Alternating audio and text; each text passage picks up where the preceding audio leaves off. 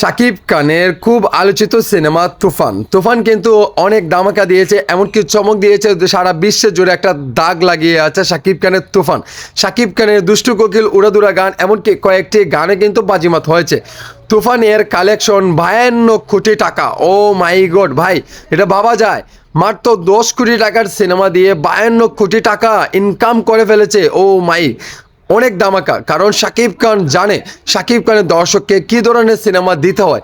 এমন cinema, action cinema কখনো দেওয়া হয় নাই শাকিব খানের। এই 2024 সালে ইতিহাস হয়ে থাকবে শাকিব খানের এই তুফান সিনেমাটি। তুফান সিনেমাটি আপনারা দেখে কিন্তু অনেকেই বলেছেন শাকিব খানকে দুর্দান্ত লেগেছে। এমনকি শাকিব খানের যে ডায়লগ ডেলিভারি, এমনকি শাকিব খানের স্টাইল, লুকিং, সব কিছু মিলিয়ে পারফেক্ট ছিল।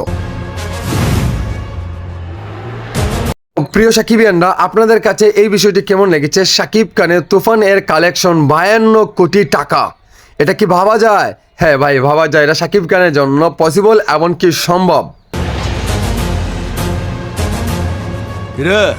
কি শাকিব খানের তুফান সিনেমাতে একটি ডায়লগ কিন্তু আমার কাছে খুবই ভালো লেগেছে, আপনাদেরকে একটু শোনাই।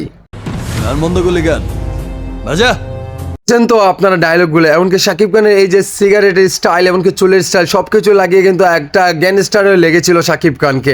যে চরিত্রে অভিনয় করে না কেন, দুর্দান্ত লাগে শাকিব খানকে। এখানেই রাখ। বেচারার লাস্ট পার্টি, এই কথাটা সুন্দর লাগে। বেচারার লাস্ট পার্টি বাজা। আপনাদেরকে একটু আনন্দ দেওয়ার জন্য একটি পার্টি দিয়েছি, এমনকি শাকিব খান সেটা পারফরমেন্স করবেন। নাচো।